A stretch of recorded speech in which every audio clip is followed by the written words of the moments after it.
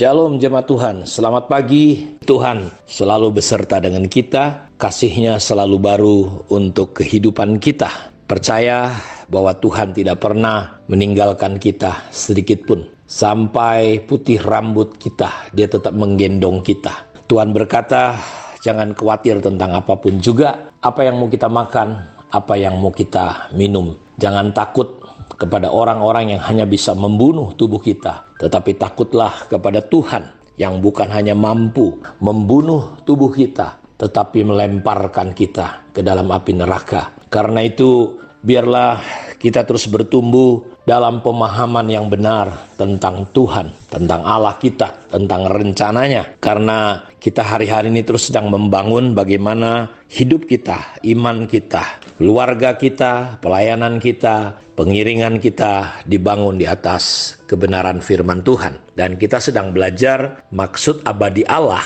adalah yang pertama, supaya Dia bisa tinggal dan diam di antara umatnya. Jadi sejak awal dari kitab Kejadian pasal 1 ayat 26, bahkan dalam kekekalan dinyatakan di ayat 26 pasal 1 Kejadian, di pasal 22 kitab Wahyu kita melihat bahwa pada akhirnya kemah Allah ada di tengah-tengah umatnya. Dia menjadi matahari bagi umatnya, bagi kita.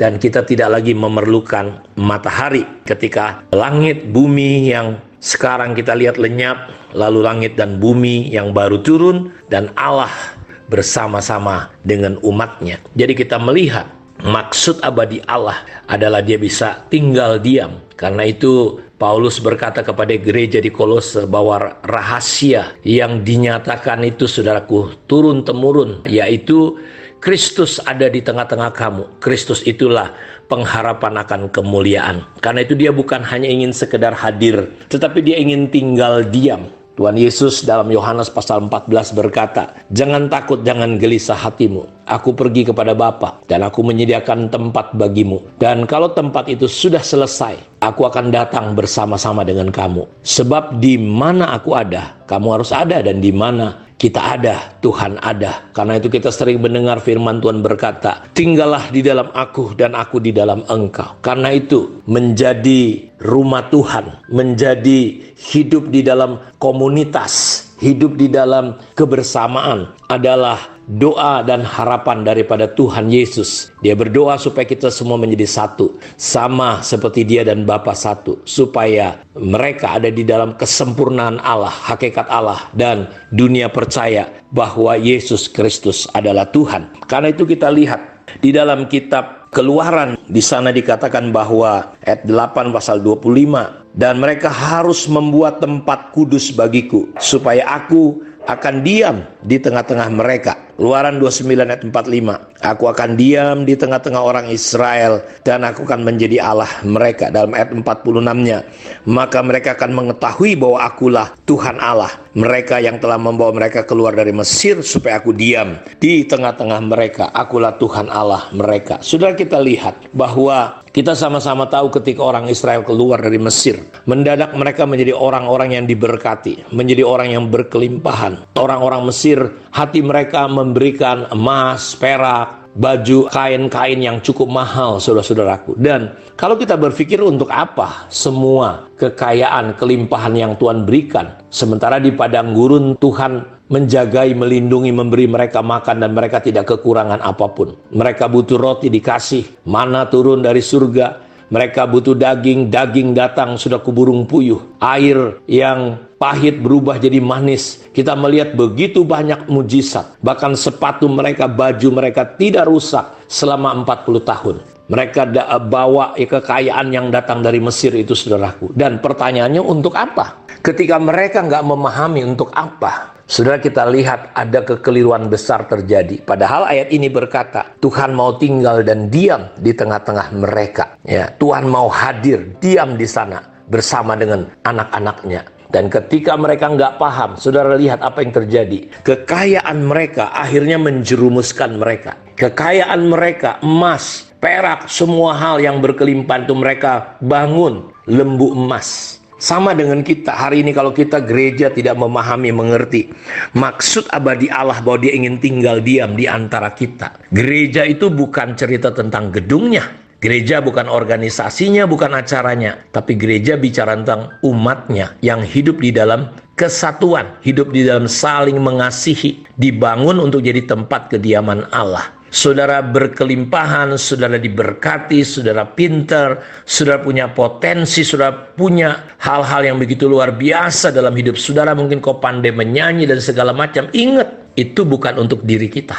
Itu bukan hanya sekedar untuk kebanggaan kita, ya. Tetapi saudaraku, ada maksud dan rencana Tuhan supaya lewat apa yang Tuhan percayakan, kita boleh membangun tempat kediaman Allah. Karena itu aneh kalau hari-hari ini demi visi Tuhan, pelayanan, merusak rumah Tuhan. Padahal rumah Tuhan, tempat kediamannya itu adalah sesuatu yang sudah direncanakan dari kekekalan, saudara-saudaraku. Dari awal sampai akhir, konsep Allah itu adalah tinggal di tengah-tengah umatnya. Dan saudara, akhirnya apa yang terjadi? Justru mereka karena nggak mengerti sudah untuk apa, mereka dipercayakan berkat yang berkelimpahan. Akhirnya mereka membangun lembu emas, mereka menyembah, saudara-saudaraku. Padahal sebenarnya Tuhan memberikan kain lenan halus, emas dan segala macam adalah supaya mereka membangun kemah sembahyang. Karena buat apa? Kekayaan itu, saudaraku, kelimpahan itu di padang gurun. Sama dengan kita. Untuk apa? Tuhan percayakan banyak hal kepada kita.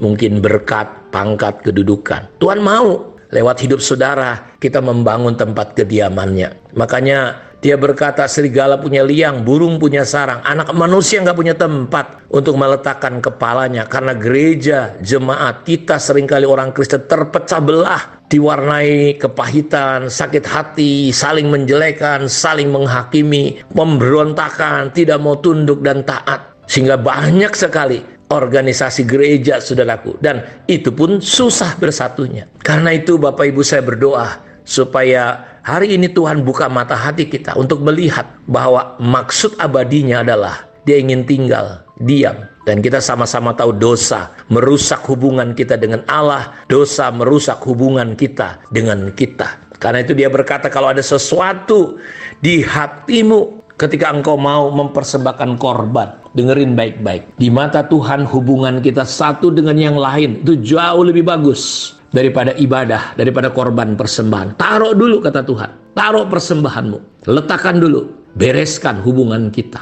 Saya nggak tahu bagaimana hubungan saudara dengan Tuhan. Saya nggak tahu bagaimana hubungan saudara dengan suami, dengan istri, dengan anak-anak, dengan orang tua, dengan mertua, dengan ipar. Hubungan ini jauh lebih penting, saudara-saudaraku. Karena Allah itu Allah yang berada di dalam hubungan. Bapa, Anak, dan Roh Kudus, mereka tinggal di dalam sebuah hubungan penuh kasih mesra. Karena itu Yesus berkata, ketika kita saling mengasihi, saling mengampuni, saudara-saudaraku, kamu adalah benar-benar muridku. Dunia akan tahu. Ketika gereja mula-mula hidup di dalam presentasinya Allah, mereka hidup dalam kesatuan, sampai-sampai tidak ada satu orang pun mengaku itu sesuatu itu apa yang mereka punya mereka, tapi adalah milik bersama. Luar biasa kebersamaannya. Disitulah, saudaraku, mujizat demi mujizat terjadi, sehingga orang dari kota-kota lain datang. Dan bagaimana Yohanes, Petrus, rasul-rasul, bayangan Petrus saja, saudaraku, menyembuhkan